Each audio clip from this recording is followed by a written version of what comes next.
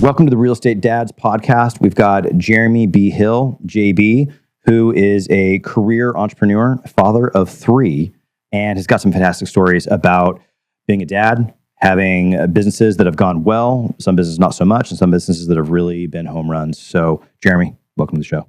Thanks. Great to see you. Jeremy is the CEO, founder of JB Capital, and JB Capital has been around for how long? We're now 22 and a half, almost about 23 years, I guess. 23 years. Yeah. And before that, where were you? I was a model and actor.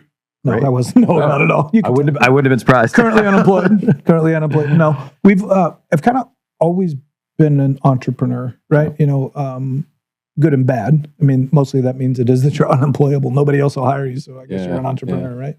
But I've always kind of thought differently-ish. Went to school and that kind of a thing. And had aspirations there. But ultimately, when my wife and I got together and we got married, I knew that I wanted to do something different. So we started a couple of little businesses, and most of them were crap, and a couple of them did okay. And then ultimately ended up starting what became JB Capital, kind of the middle to end of 2002, kind of by happy accident. And it's, been running and growing and changing and trying to do good things since. Great. So, and then within JB Capital, Real Estate Dads, tell us about your kids. I got cool kids. I got great kids. So we've got 3. So 23, 20, and 17. So my wife and I have our 28th wedding anniversary next month. Totally outkicked my coverage. Like, she's a smoke show, dude. Like, awesome. Insert a picture somewhere. She's hot, right?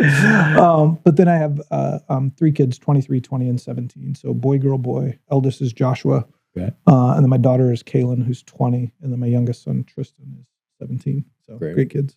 And so when we started your business, one of the things we like to kind of get, figured out, what were the milestones for the kids or the milestones in your business, and how are you balancing those things? The milestones for the business were, initially, is this thing going to work, right? I mean, everybody has a milestone of I want to make $100,000 or $1 million or $10 million or whatever it is.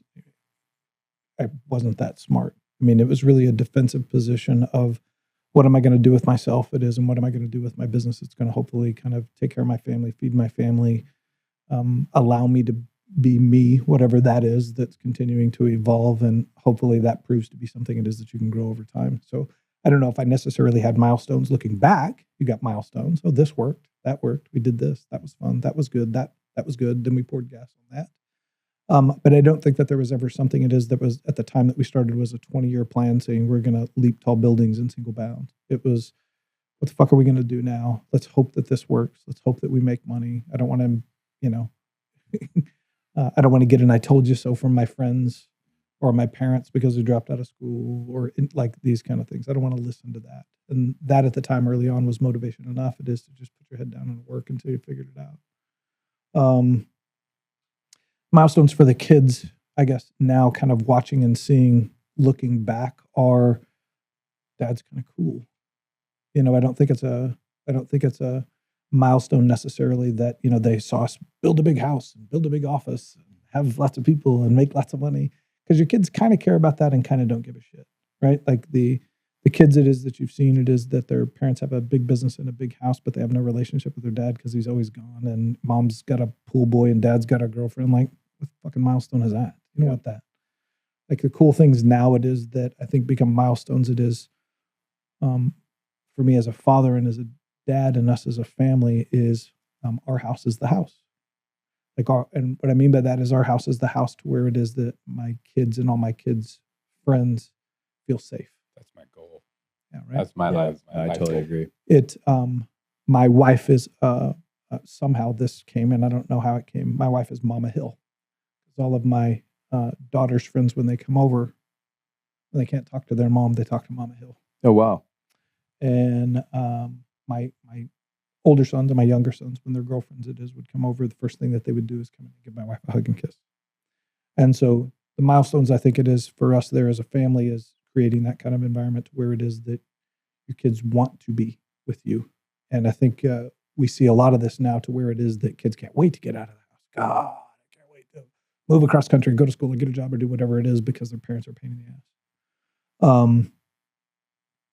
I get messages from like these kids it is that we've seen that have been my son's friends that, I've known since they were 10 years old because they traveled the country playing soccer together or doing whatever. We've been all over the country, all over the world for these guys doing this kind of stuff. And now that these kids are graduating college, they're calling saying, hey, Mr. Hill or Jeremy, can we talk? Can we have lunch? Can we have this? I got a job offer in New York. What do you think I should do?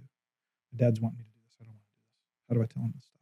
And so it becomes this kind of counseling and mentoring relationship it is that you have with these kids. And that comes off of LinkedIn and it comes off of your kids' networks and this kind of a thing. And so those, if anything, if there's dad milestones with your kids or something like that, those have been pretty good ones.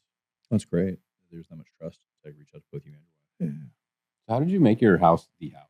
Like, what are the main, things? That's a I don't know. That's a great question. So my wife and I will get asked that a lot. Like, you guys are awesome kids. Like, what? Like, do you feed them something different? Is there some weirdo supplement? We got to be given. Like, what do you do? And the answer is I don't know. I mean, one of the things that we've always done is that we've kind of breathed life into our kids for what it is that they want to do. Like if you want to play soccer, you want to play football, you want to try out for a play, you want to do whatever it is that you want to do, awesome. Like we're going to do that. But if you're going to do it, you're going all in. Like we're not half-assed. We're not going to try anything. You're going to go all out. And if you decide after the first season or the first play or the first whatever it is that you're trying to do that you don't want to do that, that's okay. But while you're there, it's 100%. The other thing it is that we did is if my son's doing something, all of us show up to support what it is that he's doing. Right? So if Joshua's got a game, the four of us go to the game. If Tristan's got it, whatever, we all go. It's not your brother has a game. Oh, how did he do? Well, you're going to know how he does because your ass is going to be there with us. And all of us cheer for you. And when my daughter did theater for a little bit, we were, the two things it is that we had for theater is, God, what a bunch of fucking theater nerds. Don't invite these guys over to our house, right? But my daughter's just such a wonderful spirit it is. It was like, okay, we're going to her play again, right? We're going to the play, but all of us are going and we're going to clap and we're going to cheer and we're going to do whatever it is because it's her and my daughter. And we should support her. Absolutely. And you should support her. And so should you and that kind of thing. And my son jokes with me. My eldest son, Joshua, jokes with me because I remember going to this. We're driving down the hill from our house when we were in Woodinville in Seattle. And he goes, Dad, hey, I got this new music it is I want you to listen to. And I was like, cool, man, put it on. Whatever we're listening to. And we're touring down the hill, going to soccer practice. And he puts on some freaking rap music of some kind or whatever it is. And I was like, oh, yeah, cool. Listen to whatever it is that you want. And I was like, who is this guy? And he goes, this is G-Eazy. And I was like, G-Eazy? What kind of fucking dumbass name? Like, what shit are you listening to, man? Like, listen to some Tony Robbins. G-Eazy. Shit. And like 3 or 4 months later, it somehow, because all of our iTunes and everything are connected, so we have all of our family stuff it is together. Somehow it came up when I was in the car and my son wasn't there. And I was like, man, this is hot. Dude. And Joshua gets back in the car and he goes, what are you listening to? I was like, G-Eazy. And he goes, you were just giving me shit about this, whatever it is. I was like, no, man, this is I like this. So I think it's a lot of just not always treating your kids like kids, but treating your kids like people and making sure that entire family is, kind of behind each other's back. Like we always talk about kind of mafia mentality in our house, right? Like it's we're all there 100% all the time for all of us. And if somebody hurts one of us, we're all going to kill them, It just, I don't know. It's always been like that. It's always focused on the family. Totally. What happens if two kids, one has a play, one has a game? I mean, that had to have happened, right? Sure. Yeah. It's divide and conquer. Divide and conquer. I mean, there was time because of circumstance and the kids' ages when we were in Seattle. It is that we had 3 different kids at 3 different schools. And that was just a nightmare.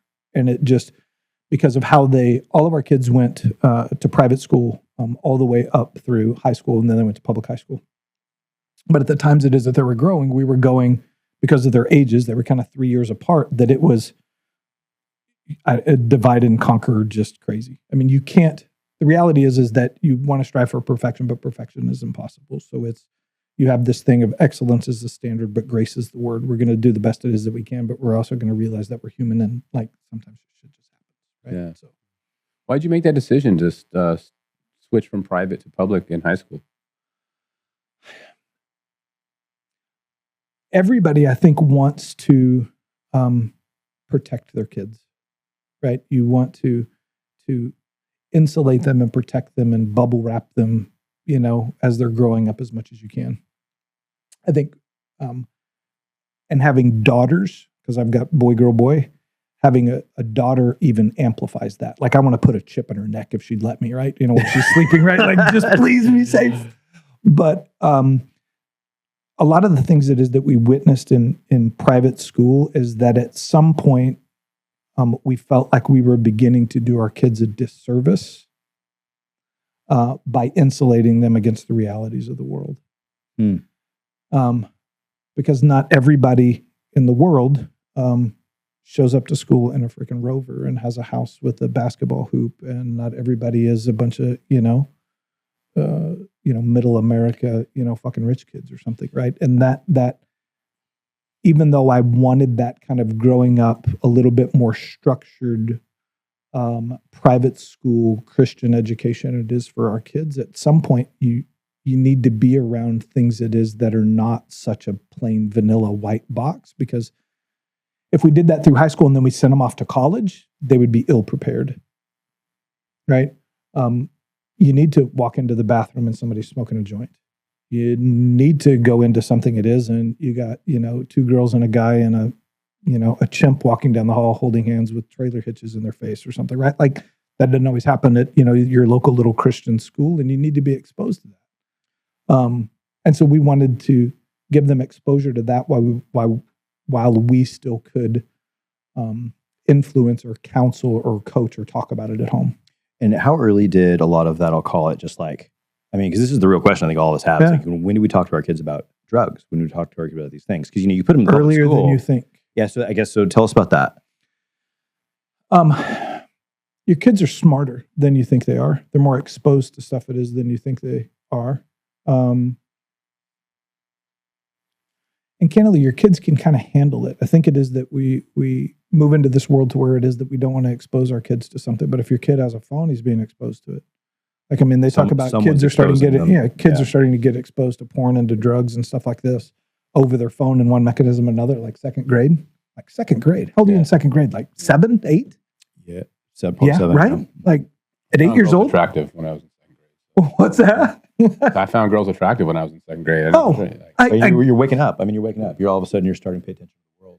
And guidance. But when I was in first or second grade, you knew who the pretty girl was in class, but I wasn't thinking about her, naked twister or something. I haven't figured that out yet. But, no, you're not. And like now we're kind of moving that way, and then seeing too what it is that's being brought into school because of the kind of the books and the exposure it is that you're handing there, what's happening in the libraries, how it is that we're trying to sanitize and make everything acceptable and okay and stuff like that is not right. So if that's going on or they're being exposed to that, even the smallest degree, like parents need to be the influence of this. And I think that's a challenge it is that we're having. So if we're talking about kind of real dads need to be a little bit more real and not expected as somebody else to teach your kids that. Because I want my kids having my values, not their school's values or your teacher's value or your coach value or whoever it is that you're spending time with. My wife and I should be the biggest influence in my kid's life. Yeah, absolutely. Yeah, there's when I was a kid, the teachers we had no context on what their home lives were. No, I didn't. Why should no they? context on what? No context on what their home lives were. I didn't think about my teachers being married. I didn't think. The fact that they had a life outside of the classroom. I remember the first time I heard of a teacher who was married, and I remember it was kind of like oh wow, You don't just live here. yeah, you don't, and now you hear these. We didn't know our teacher's first name. It was always Mrs. So-and-so or Mr. So-and-so. Absolutely. Yeah. I didn't know you were John or whatever it is. They go home to their little cottage. They grade our paperwork. They grade all your paperwork and whittle wood and show up the next morning or something, Yeah, things have changed. Yeah, massively.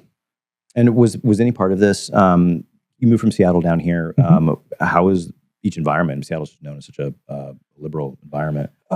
Yes. It is. I think the things in Seattle, it is because Seattle has been known as the evergreen city, right?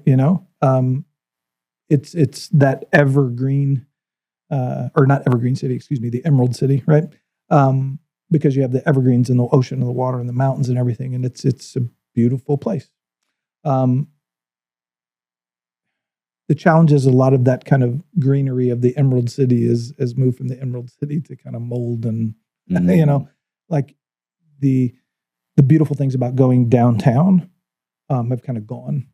Like through COVID and kind of post-COVID and through all the kind of social stuff it is that's been going on in the world. A lot of the downtown Seattle is certainly one of them. It is that you've kind of taken the love and the joy and the experience of going downtown and going to restaurants and art galleries and museums and going to Pike Place Market and doing all this. People don't do that, or we didn't do that anymore because it just wasn't an environment I wanted my kids to be around, or my wife to be around, or even me to be around. Right? It's deteriorated the downtown significantly. Yeah. I mean, there's murders happening like at 2:00 in the afternoon on a Tuesday. I have probably a dozen friends that are or have been and now retired longtime Seattle PD guys. They can't hire officers fast enough. They've had I think the number was 700 or 750 officers it is that have left or taken early retirement and just said, hey, I've had enough of this kind of a thing. And nobody wants to do that. They can't hire back. So Seattle is one of the two cities, including Chicago, it is, that is now past the fact it is that you can hire illegal aliens or undocumented, whatever the bullshit is that you're supposed to say. Basically, illegal aliens, it is to come and now become a police officer and give them a gun and enforce laws for a country you're not a citizen of. And I'm like, and they're doing that defensively because crime is still happening. They've basically become kind of catch and release. And so it's to the point now to where these officers are like, I don't want to arrest the guy because he's going to be out in 2 hours. So I'm going to go arrest this dude. He's going to be in my car.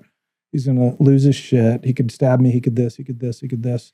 And he'll be out in 2 hours. Like, what's the point? It's a really big question what a lot of these cities who have so many of these policies where their downtowns are dying and how they're going to be able to create enough tax income to actually generate enough money to even hire police. I never lived in San Francisco. I'm sorry, never lived in Seattle, but I lived in San Francisco. And the major retailers in San Francisco are gone. Yeah. And the crime is through the roof. And the city is going, hey, we need to bring back the retailers. But why would any retailer go to the city when the crime is through the roof? How are they? And then there's, well, now we need to create enough money somehow to fix the crime issue. And I'm not really sure they are. I mean, when I say that, I mean, I'm saying this in this kind of like trying different things, random stuff. They got like this retired police program. They wear like yellow shirts or something, and they're just observing report and trying to like. It's ridiculous. I mean, it's ridiculous. I mean, we could go down the rabbit hole of the liberal cities, but my heart goes out to individuals that are homeless, that are living on the street. And it does, and I really would love to figure out a way to assist these individuals. But I get really upset when I hear about programs that really encourage drug use, needle exchanges, whatever these programs are that allow this. And Seattle there's a place in Seattle it is to where it's basically, Babylon, right? I mean, here is this area in Seattle. It is do whatever and literally like the police come in, whatever it is, once a week, whatever it is, and just take bodies and okay, great. And you're like, okay, so this is just free for all, sex, drugs, rock and roll, whatever it is that you want to do. You can do whatever it is that you want there, heroin, meth, this, that, and the other thing, and they've decriminalized everything. They don't even arrest you. I'm like, like we continue to enable bad behavior. There's no repercussions for it. There's no responsibility for it. And then we wonder why it is that it continues. Like, Jeremy, this is a simple problem. Why are you such an extremist? I know. Oh my God, I'm sorry. So was that the impetus to move here to Phoenix, or? No, I mean, a little bit. The reality is that I had been wanting to kind of have a change of scenery, change of environment for probably 3 or 4 years. My wife wasn't ready. Her folks are still there. And then my eldest son, Joshua, decided that he was going to transfer schools. And so he was playing soccer for college up in Washington. Decided it is like everything hurts. I think I'm ready to get my grown up on. And applied to a bunch of business schools. Got into all the business schools it is that he wanted, and ultimately decided he wanted to go to WP Carey, which is a business school at ASU. It was top 25 business school, got a good reputation. He liked the environment, liked the campus. And so he moved down here a year ahead of us. Had a great time enjoying it. We had a bunch of friends down here. We had a portfolio company down here. And so my wife and I were down here about every 6 weeks anyways. And then so when my daughter graduated high school, she applied to a bunch of business schools, decided, well, what am I going to do? we were coming down here, and she was down to 2 or 3 different schools, and she decided on ASU to go to business school at Cary as well. And so now my wife is like, okay, well, we got 2 of our 3 kids down there. We're down there kind of often anyways. Like, honey, do you think we should maybe consider Arizona? Like, I had a sign in the yard in like 11 minutes. Like, I was like, yeah, baby, let's go. Because it was time for a change. And, as parents and as you want to be around your kids as long as they'll let you, right? And so having our home there, but having our kids away, we had just a few years before just built a big custom home and kind of the dream home, we're going to be here forever kind of a thing. And knowing it is that your kids are going to be gone, the house got bigger and emptier and quieter really quick. And, I think sometimes as dads, you don't recognize the weight of that because you're busy trying to, get to the top of the mountain, do all the things it is you're trying to do. For your wife, however, though, that quiet gets loud real quick when nobody's home. And so the primary reason for us coming down here is I think it's a better, overall climate for our family. It's a better business climate. We're closer to our kids. And so, now, even though our kids are in university, we see them once, twice a week. We meet every Sunday, go to church. We always go out to brunch afterwards. So my wife gets that time with her kids and us as a kind of a whole family unit every Sunday. And that's been super cool. And you had your first son at 26. Yeah. So he was born in 2001. So yeah, I was just 26 in 2 months or so. Yeah. And you started a business a year later. Yeah. Well, I'd started a couple of shitty ones before that. So Yeah. But yeah, JB Capital. So he was born in 2001 and defensively in 2002. So, my wife and I had started a couple of businesses earlier on. Yeah, go. I hate to ask, but let's hear about the failures. Or maybe I shouldn't call them failures, but the early businesses are shitty. What were they? We've got guys who start businesses. We were trying to fix and flip houses. We were trying to start little sales businesses of kinds, whether it was prepaid phone cards or all sorts of stuff. I mean, anything. Just you're hustlers. Just trying. Hustling, dude. Yeah. Just trying to make money. One of the businesses that actually did pretty well is when the wireless business was taking off. The wireless business kind of grew, and one of the central genesis and kind of growth markets for the wireless business was Seattle. So McCaw Cellular was there, which was the McCaw family. Which the genesis of that basically folded into and became AT&T Wireless. VoiceStream was there. VoiceStream became T-Mobile. AirTouch was there, which became Verizon, right? And so basically the 3 or so of the 5 largest kind of global wireless providers, the genesis of all those businesses are actually out of Seattle.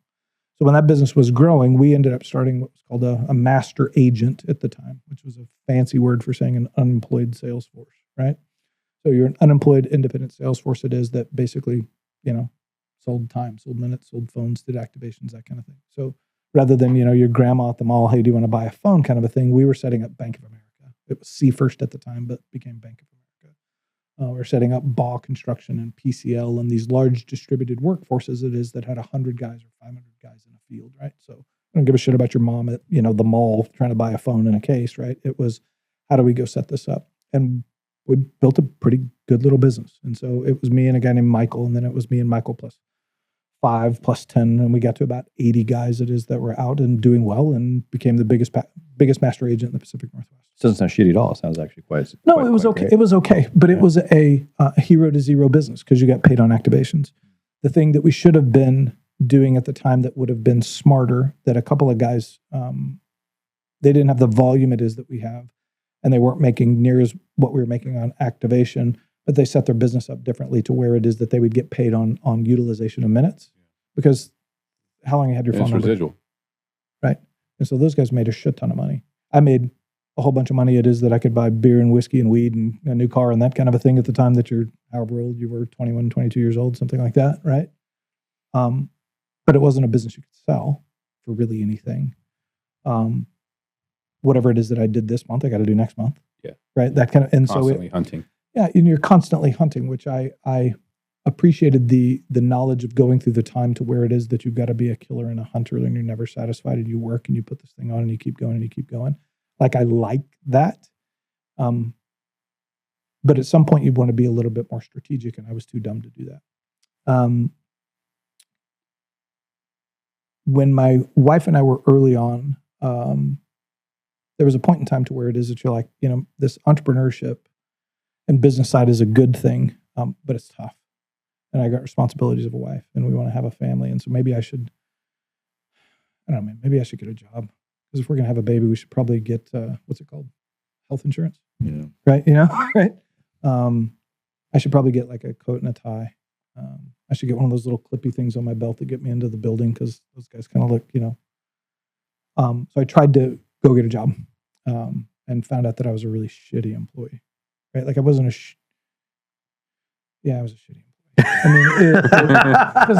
I mean, I'd come in early, I'd work late, I'd bust my ass, I'd work just like it is that I would work. But like I don't do well with stupid people. Yeah. Like I definitely don't do well with office politics or kissing ass and that kind of a thing. And so when you saw something it is that was like, I grew up in West Texas, right? When you see bullshit, it's bullshit, right? And people don't necessarily appreciate that when they're your boss, right? So I think I had a dozen jobs in like 2.5 years.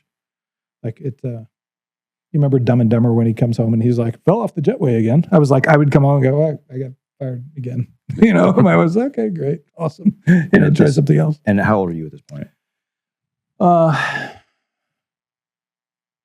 This is early mid-20s. Joshua was born at 26. So this is probably that 22 to 23 mark-ish, So 24 mark. So, and let's fast forward just a little bit so Yeah. that everyone can hear this. So, and now with JB Capital, how much?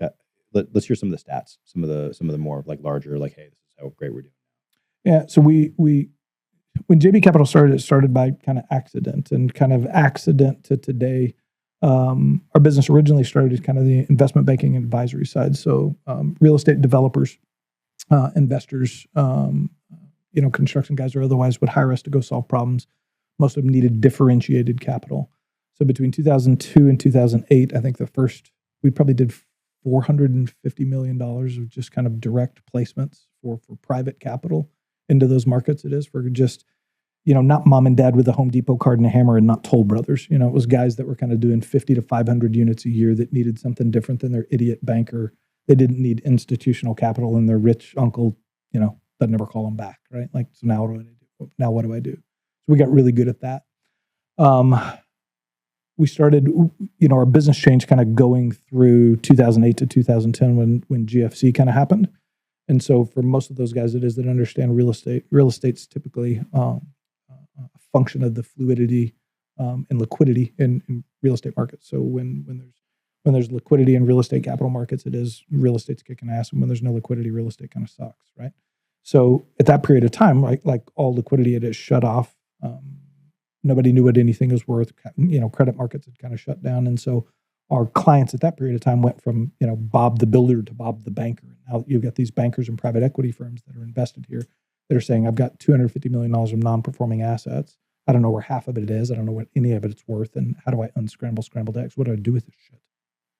And so we started now getting exposure. It is to less of these builders, developers that are always looking for money to do their next thing, to the guys that are thinking more strategically about how it is that they can empower and lubricate these guys' efforts to let them go and have this guy be the workhorse for him making money.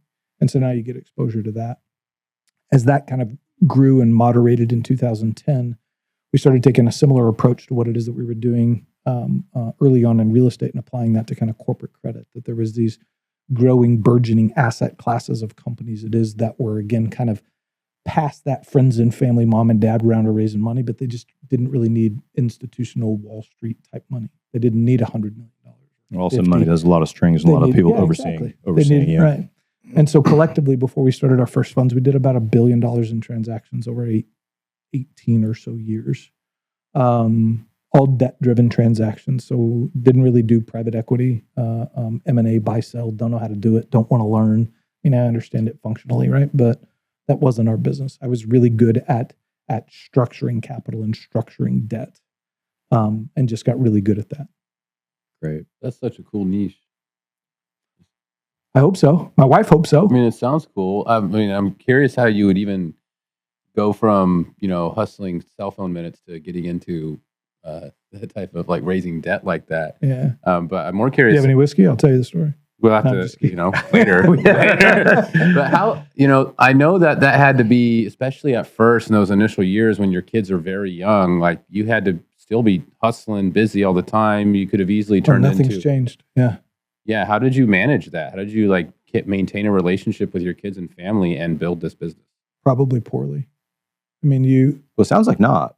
I mean, you're smarter over time, but you get smarter by falling on your face, right? Like, I mean, it's kind of that thing about you can read about doing push-ups all you want. Eventually, you got to get your fat ass in the gym, right? Like, I can read about all the best parent books and all this other kind of a thing, but the ways it is that you learn how to be a good parent is kind of fucking up along the way. And failures make you better. hopefully, I mean, they should if you're learning from them. I think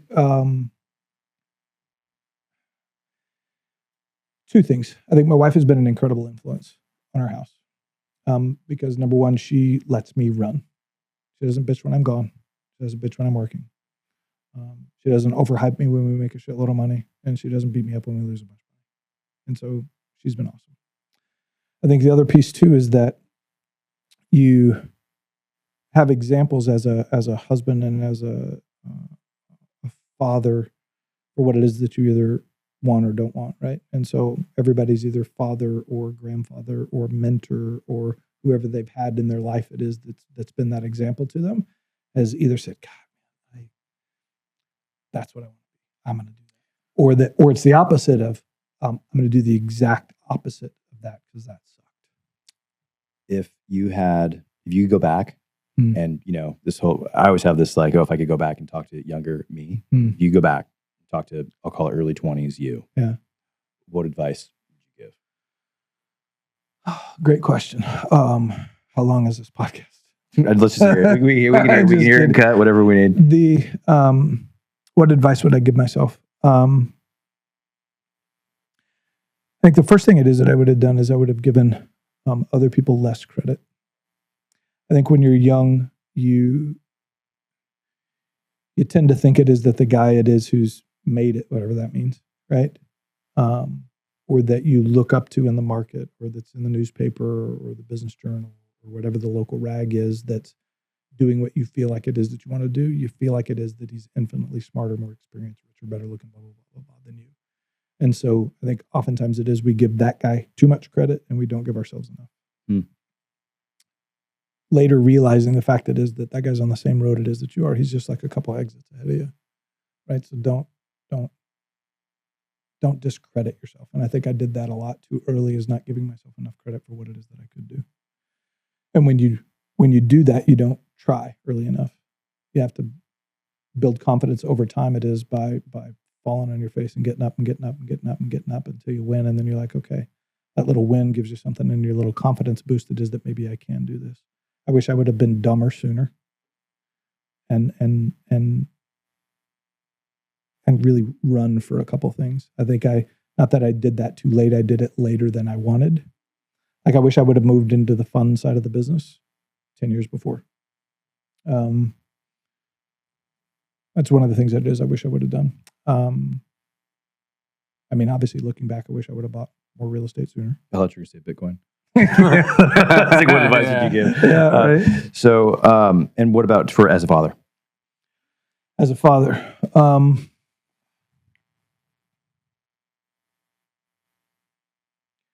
feel like I'm doing pretty good. Okay.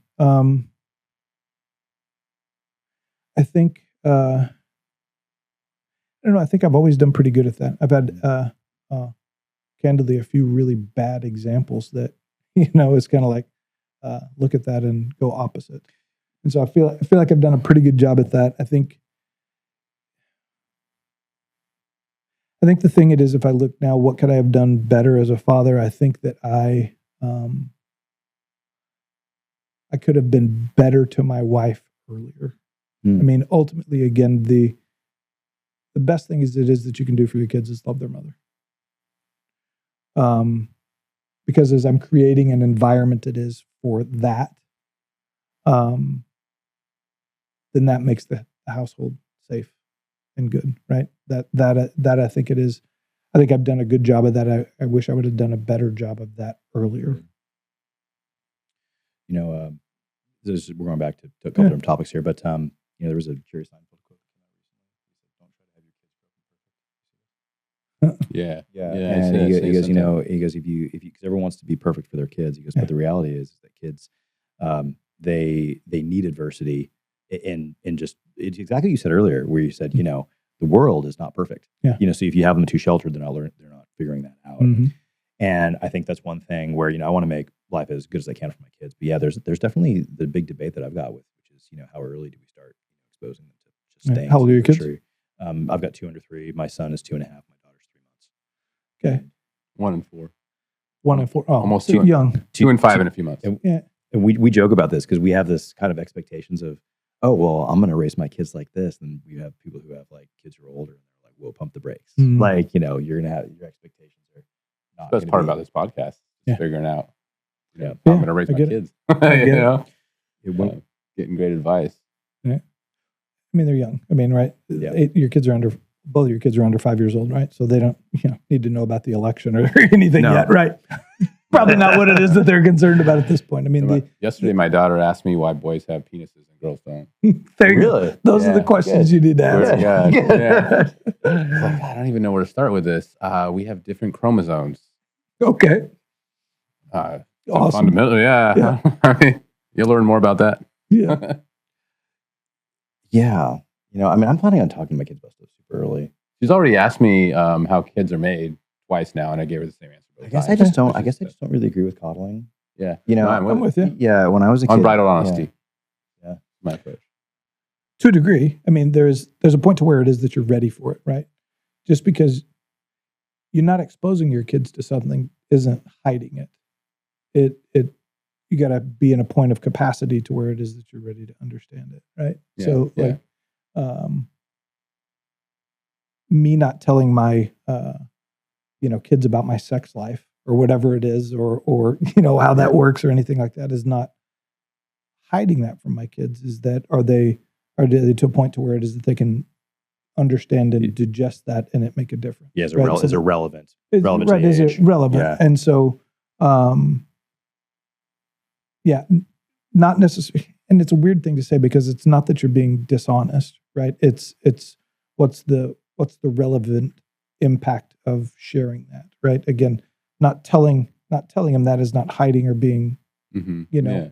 untruthful. It's Like, I gotta be able to understand it. I totally agree. I Create mean, more there's questions certain in there's you. certain topics where people want to have a conversation, and I'm not saying your conversation with kids are salacious, but you want to have the information be something that's going to help them make better decisions in their Sure, life, totally. and that's when you're fine because as a parent, I go, gosh, I plan on telling my kid about anything, even if it doesn't put me in the best light, Yeah. to help them have a better life and make better Totally. decisions. 100%.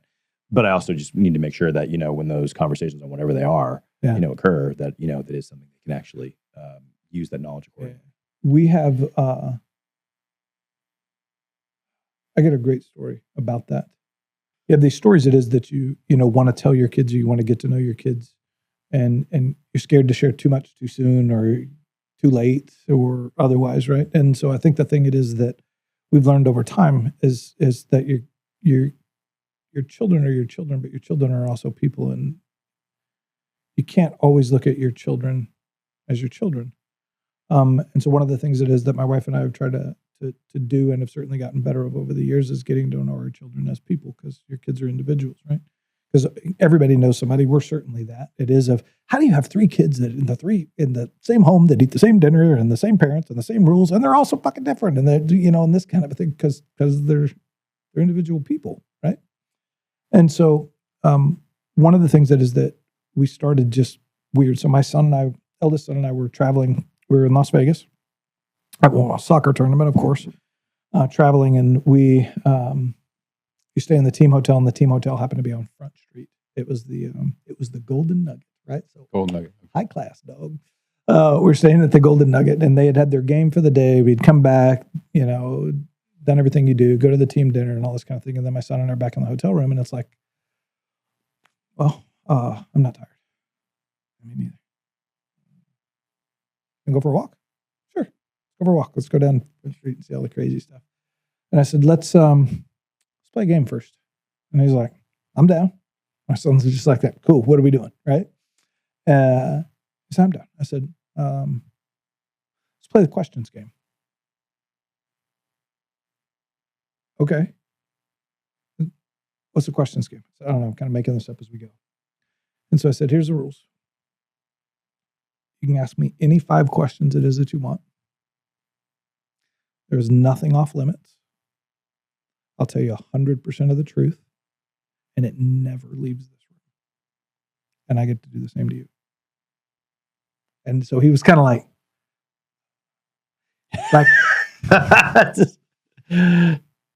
okay, let's do it, right? And so, it starts different. So the first question or 2 are kind of like, softballs. It's not like, what's your favorite color? But it's like, what are you fearful of or most scared of at work or as a dad or with mom or with this? And those are kind of softballs. And then, by question 5, it's like, have you ever done cocaine out of a hooker's ass on a Tuesday in Las Vegas? Like, questions get really kind of there, and nothing's off limits, and it's just us, and it's the truth. And I get to ask the same thing of you or your girlfriends or your friends or drugs at school or this, that, or the other thing, and it's here. And it was just an awesome experience.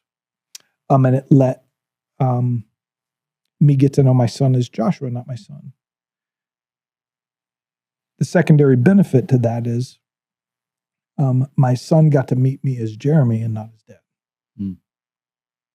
And then we went and walked around Front Street and had the Front Street experience for the rest of the night, which is, if you've been there, you know what to expect. But we've continued that on now for 7 years, I think. And so we'll now do that as a family. That the 5 of us sit around. The 5 of us gets to ask each other questions. Oh, wow. I've done that individually with my daughter and her long-term boyfriend. About expectations and what things are and that kind of a thing. My kids now do that with their friends.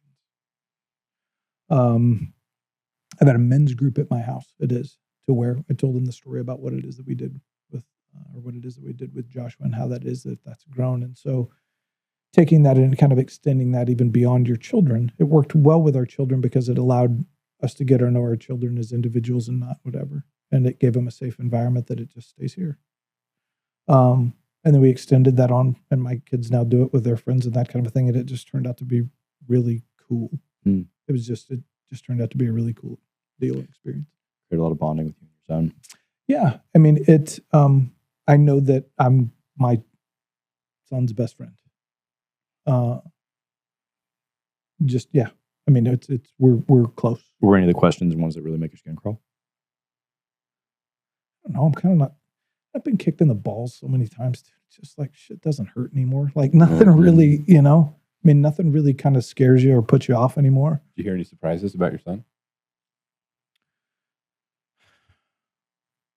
Nothing that would be like, oh, yeah. You've tried this, you've done this, you've done whatever it is. But I mean, it nothing that weirded me out or freaked me out or anything like that I was, and there wasn't anything of like 911, like, whoa, dude, we got to arrest some shit here, right?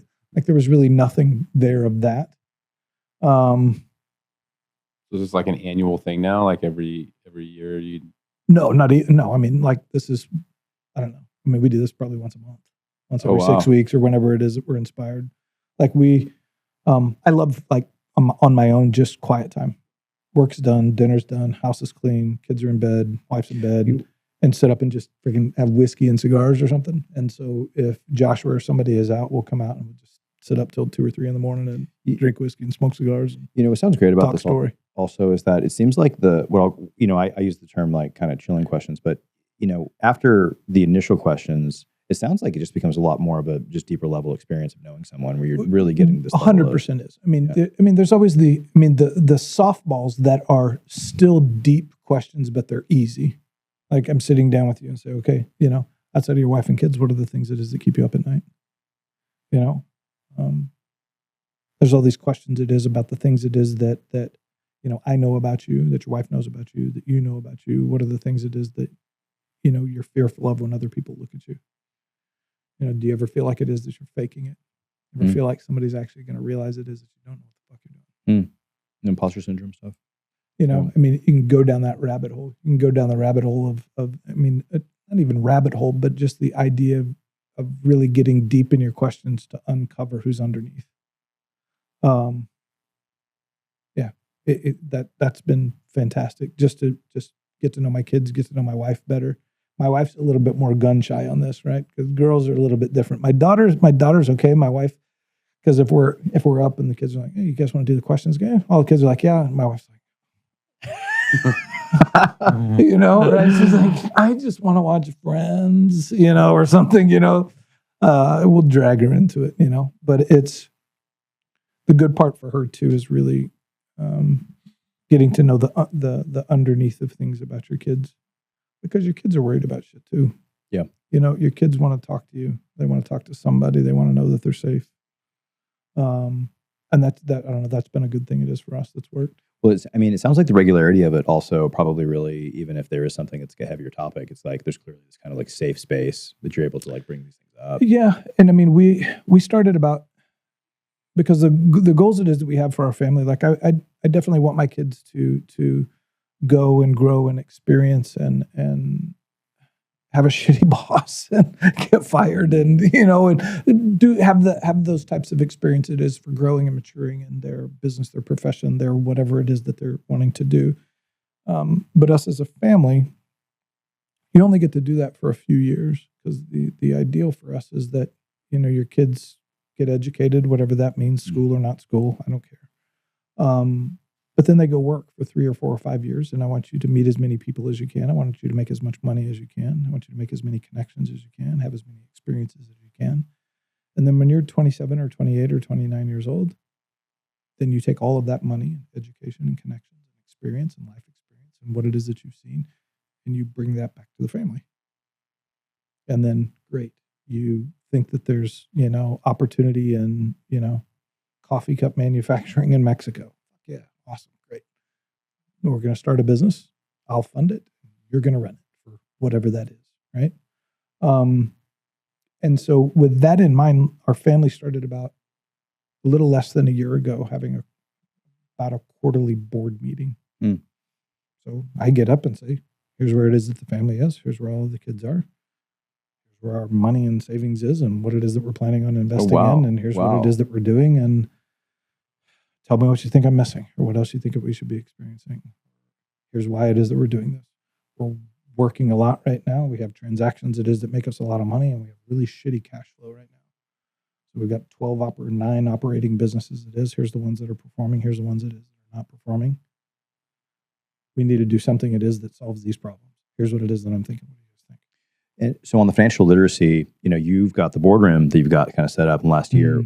And was that a first? I mean, I can't imagine that was the first jaunt for financial education for your kids. No, not by any means. Yeah, no. So tell us about that. So when you started these things, because this sounds fantastic. I mean, to have this, I'll call it, you know, community of people who are all, I'll call it rowing in the same direction. Mafia. Right. Yeah, mafia. It's mafia. Yeah, the mafia. We're gonna get little tattoos under our watches, you know, do the skulls type shit for that. You'll be at H for Hill. Exactly. Yeah. Exactly. We need a crest or a tattoo or something. Yeah, something good. It's so it really started like when I was a kid. Dad is a whole different story, and so I kind of grew up with my grandfather. And so I grew up with my grandfather. He was an architect and engineering firm in Texas when I grew up. And so I was always on a job site with him. He was going to go to work. I'm going to sit around and watch cartoons all day. I want to go to work with you. And so he'd draft stuff on a old big drafting table and had the little electric eraser. And so he'd draw something, and I'd go behind him and erase it, and he'd smack me and then do it right and that kind of a thing. We were always on a job site and climbing ladders and going on a job site and wearing a hard hat and kicking dirt and doing that kind of thing. And I loved that. And then so as our businesses started growing and the kids were young or younger, as my son got a little bit older, by the time Joshua was 13, 14-ish, when they were out in the summer, a day a week or so, he'd put on a coat and tie and come to the office with me. And so I'd just take him to meetings with me. And so he'd sit in a room full of bankers and attorneys, and we'd be talking about whatever it is that we were talking about at the time. And he'd shake everybody's hands, and, you know, he had to keep a little notebook with him, and he'd write down everybody's name. Here's Mary the banker and Joe the attorney and Bob did this and blah, blah, blah, blah, blah, and great, whatever it is. And then we'd leave the meeting and I'd say, okay, what did you learn today? He's like, so and so's not very smart, or right, like they didn't even, or so and so didn't even talk. Like, why are they there? And then he'd be like, I really liked, whatever it is. This one banker, Andy gal that we worked with forever, was really nice, and she just fell in love with Joshua. She's just like, what a great kid. And so, the next summer they'd do the same thing. And so, having him do that kind of set that stage of exposing him to different things. My daughter did it as well. My younger son has not. He's a different character, that one. But kind of exposing them that way to what it is that we're doing. And then we talk about things that, we have a family business. So, we talk about stuff that went on at school and family and this kind of a thing, but we talk about what's going on in the business, right? Because we're in it, and I think that's been good for the kids. It's been good for them to witness us make a bunch of money and fly around everywhere and go to islands and do all this other kind of stuff. And then they've also seen us get kicked in the fucking mouth and people steal from us, and so that's just good experience. Yeah. They're all learning lessons. Yeah. It is. It's all learning lessons for sure. Right. Some lessons, there's an old buddy of mine forever that used to say there's some lessons that are free and some cost tuition, but they're both lessons. Right. So. No, I feel pretty, where are we educated. Where are we at here? So on the business side, who are people you want to get in contact with you? So you're on LinkedIn, you're very active. And how do people get in contact with you? Who are you looking for? Happy to talk on anything, on business stuff, finance stuff, dad stuff, or problem solving stuff, right? And we get reached out all the time. You can certainly go to websites, jb-capital.com. You can find us anywhere it is that you want. Phone number and contact details, it is there. Reach out to me on LinkedIn. We're pretty active on LinkedIn and happy to chat with you and meet you there. I do have a thing on LinkedIn for most people. Like, if you reach out, let's connect. Like, I'm not in the business of collecting LinkedIn connections. You send people connections. Don't connect with me if you don't want to connect. Like, if you connect, you're going to get a message from me that says, dude, great to meet you. Love to get to know you. Here's a link to my schedule. Email me directly. Let's spend 15 minutes together this week. Right? Like, I don't want to have a bunch of connections that I don't know. If we're going to connect, let's connect. See what I can do to help you. Yeah, I definitely appreciated your flat honesty on LinkedIn. Yeah, cool. Yeah. Thanks. It was brash and direct, which I kind of appreciate. There's so much on the internet of people trying to kind of describe it as fit a mold, versus instead going, hey, there's 7 billion people on the planet. I just need to find the ones who match me. Yeah. And that's what I kind of liked about your LinkedIn Appreciate profile. that. Nice. So we're going to wrap it up. Jeremy, thanks for being here. Really appreciate you. I had a great time. Appreciate the Thanks honesty so much on everything. I really appreciate it. I enjoyed it.